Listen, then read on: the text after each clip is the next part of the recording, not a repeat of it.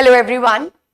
So again I am here with another landmark judgment of the Supreme Court in the 75 landmark judgment series that we are presenting. Today we are going to discuss one of the most important judgment in the legal history of the nation. Basically, this is the Maneka Gandhi versus Union of India. This judgment is very important, and basically whenever we read about any kind of procedure established by law, because this is directly related with Article 21, so whenever we talk about the term procedure established by law which is used under Article 21, this judgment always is interlinked with that particular term procedure established by law. Because this judgment gave a wide interpretation to Article 21. Article 21, which is the most basic inherent fundamental right. It is not just a fundamental right or a constitutional right, rather it is the most basic and the most vital fundamental right that an individual can have. Because without Article 21, we cannot imagine our existence. Article 21, as we all know, it deals with right to life and personal liberty. So it basically contains such a vital element of our existence that it has to be given a wider approach or a wider interpretation. And that wide interpretation, the broad interpretation to that article, was given by the Maneka Gandhi judgment. It specifically deals with an implied fundamental right under Article 21 known as right to travel abroad. This right was also declared to be a part of Article 21 or an implied fundamental right under Article 21 in the Satwant Soni case. So earlier also in the Satwant Singh Soni case, this right to travel abroad was held to be an implied fundamental right under Article 21 of the Indian Constitution. Again, हम इसी को basically इसी right का जो एक essence है, वो हम Maneka Gandhi judgment में भी पढ़ते हैं. But Maneka Gandhi judgment is not just limited to the right to travel abroad, rather it has a wider interpretation because it has devised the very famous golden triangle rule of the Indian Constitution by stating that the fundamental rights are interconnected, especially Article 14, Article 19 and Article 21. Article 14, that is the right to equality. Article 19, which is the right to freedom, various types of freedoms have been given. Also Article 21, which talks about the right to life and personal liberty. These three articles forms the golden triangle of the Indian Constitution, and just like the ends of a triangle, these three articles or these three rights are interconnected with each other.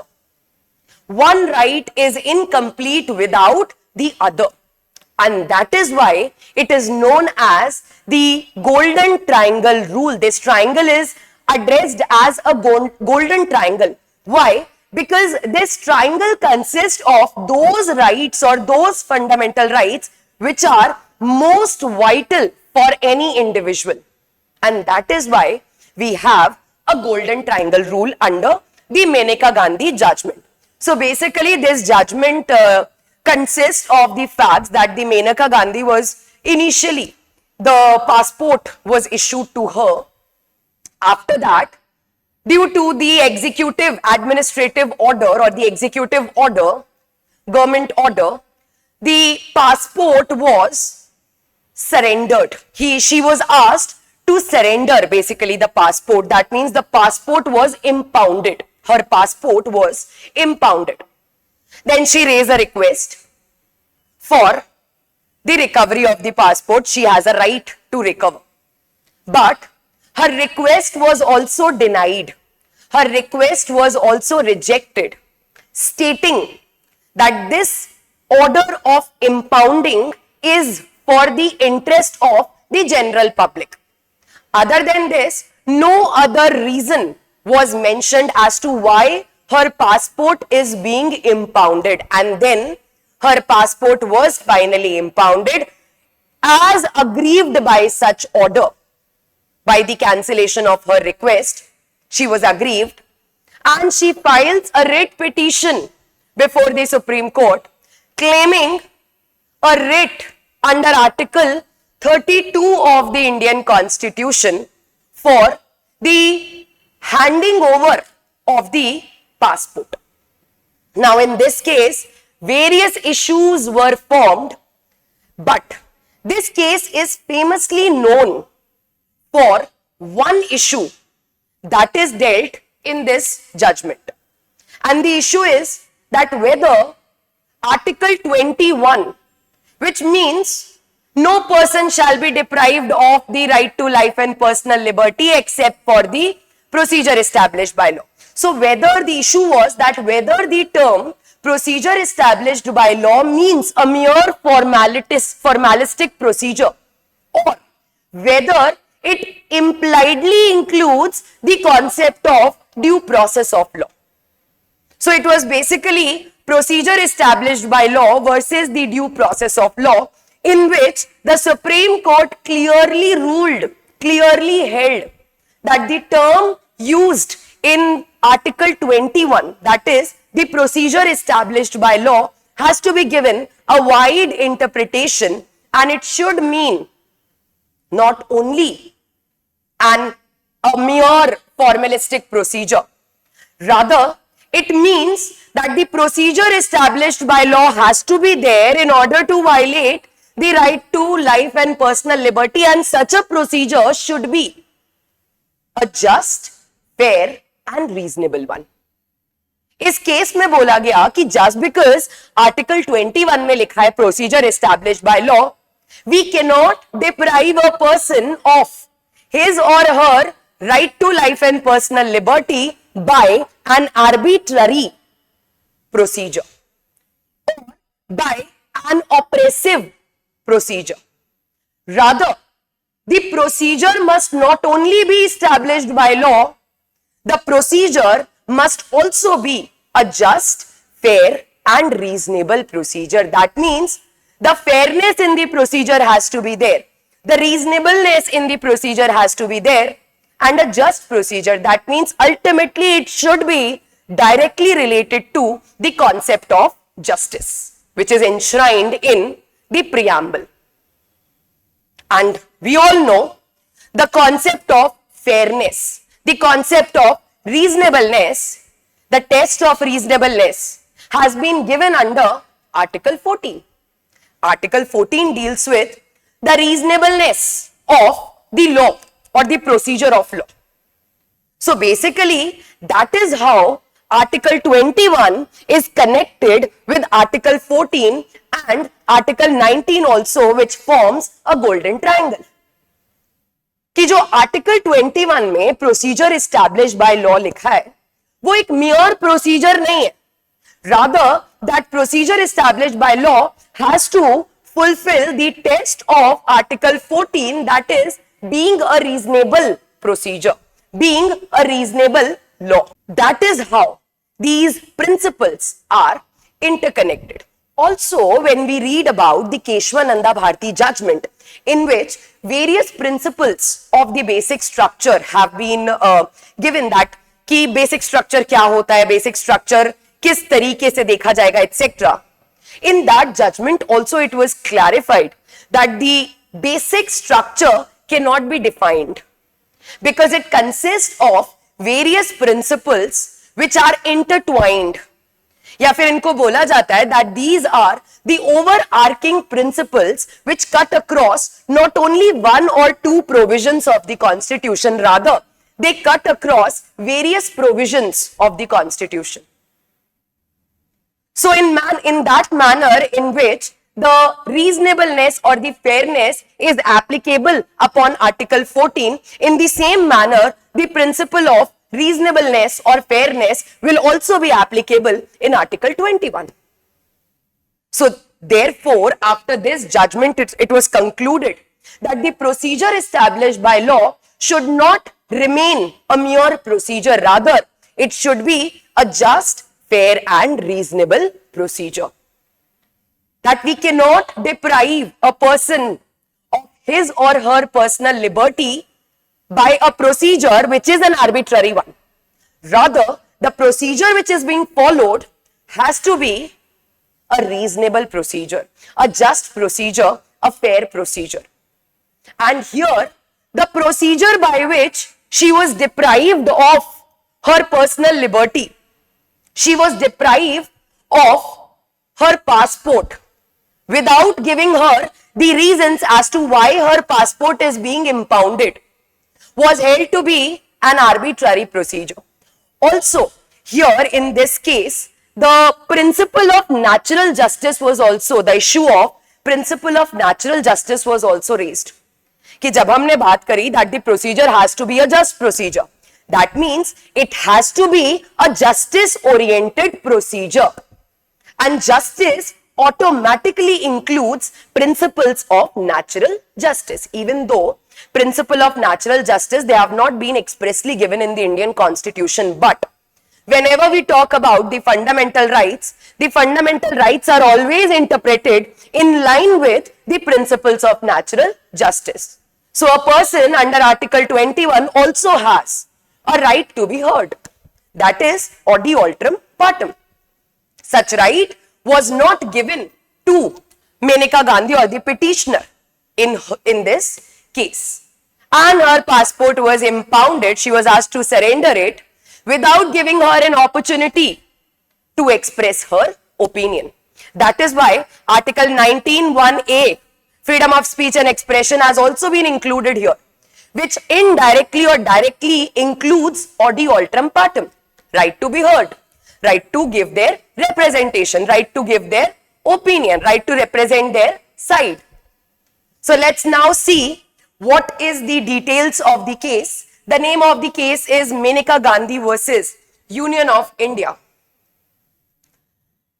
The date is 25th of January 1978. It is a Supreme Court judgment. The bench comprises of Justice M.H. Beg with Justice Y.V. Chandrachud, Justice P.N. Bhagwati, Justice V.R. Krishna Iyer, Justice N.L. Untwalia, and Justice S. Faisal Ali, Justice P.S. Kailasan.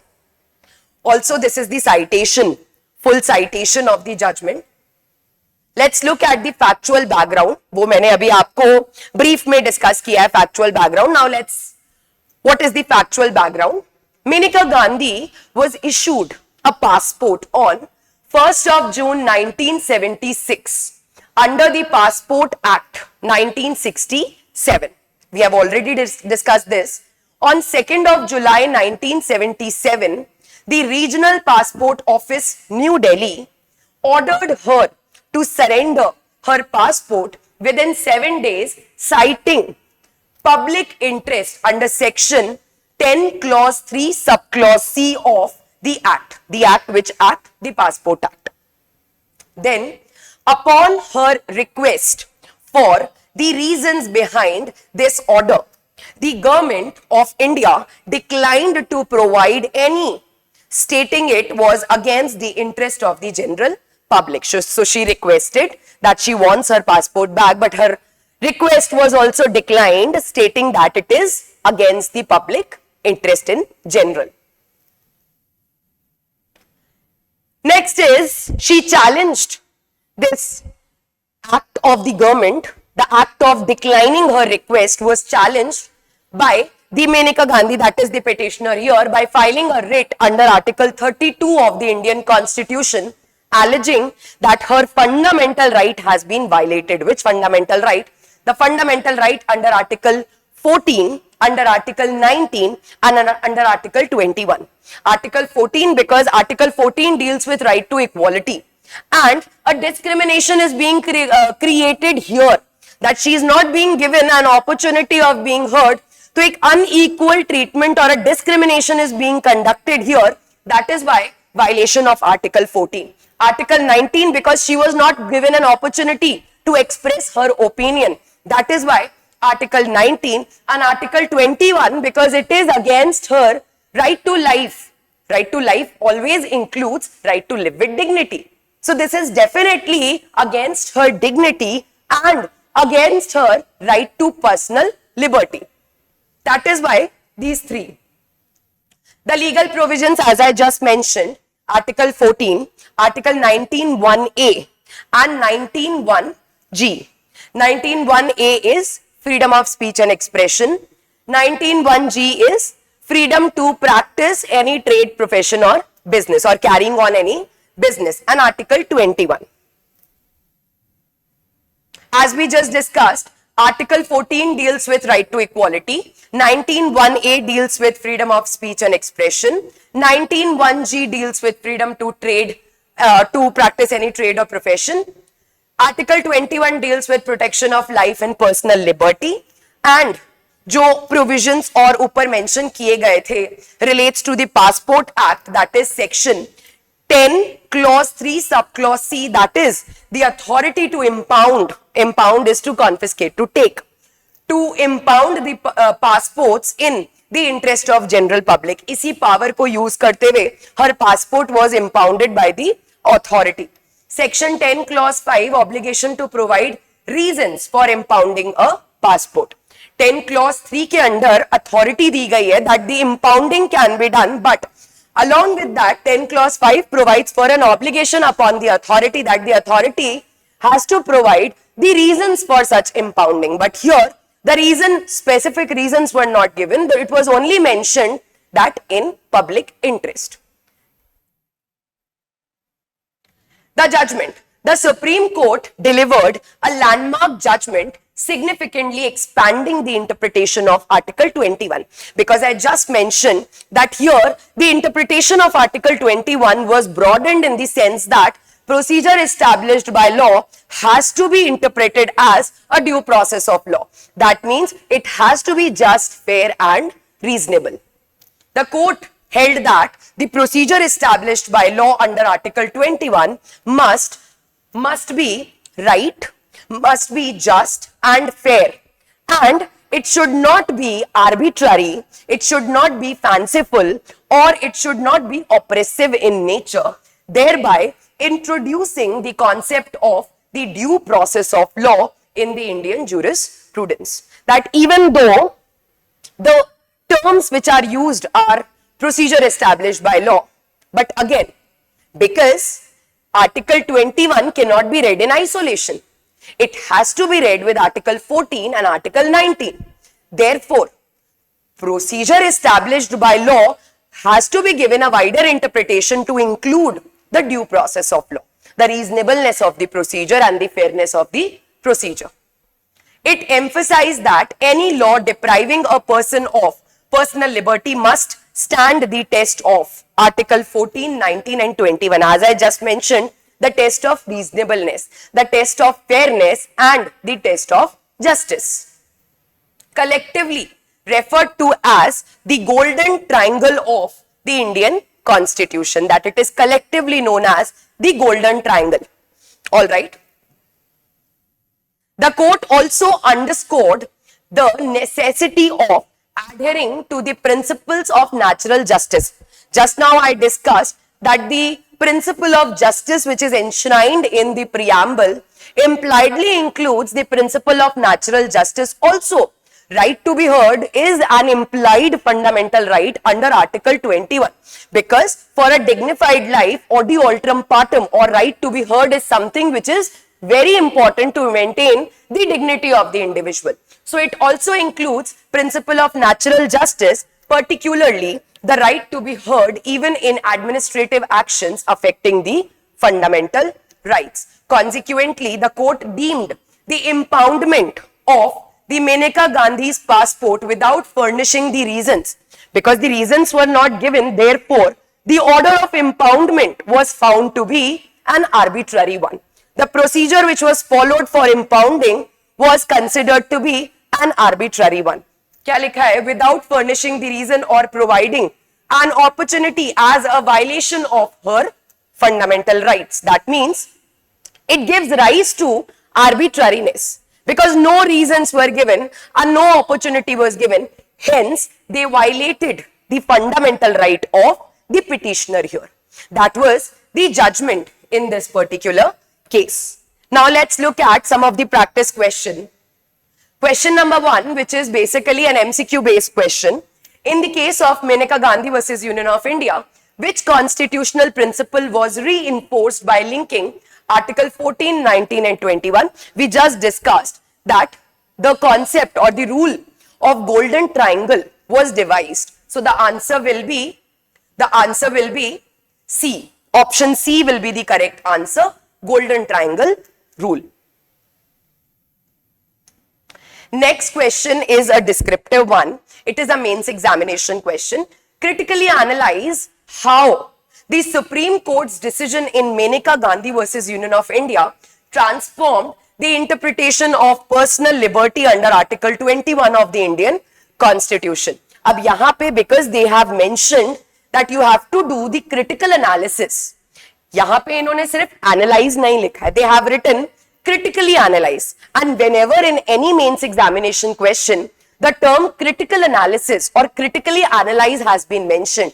That means you have to write both the pros and the cons, the plus and the minus. So you have to analyze the judgment, you have to analyze the points which were held in the judgment from the perspective of both the petitioner as well as the respondent. For that purpose, what we can do, we can write the contentions. कि petitioner ने जो contend किया, that is in favor of Maneka Gandhi. कि Maneka Gandhi being the petitioner, what were the contentions that why her right is being violated? Also, the respondent, the passport authority, why, what were the contentions of such authority that why such deprivation or such impoundment does not amount to the violation of fundamental right. So we have to write this answer by considering or writing the contentions of both. That would be the critical analysis. Also, we have to write the important principles which were held, जो अभी हमने discuss किए, the golden triangle, how this is related to the Satwan Sawhney case, how this is related to the basic structure Keshwananda Bharti case, how this is related with the principles of natural justice, etc. So that we have to write in this answer. So that is all about this case law, this landmark judgment. I'll be back with another judgment very soon. Till then, have a nice day. Take care. Thank you so much.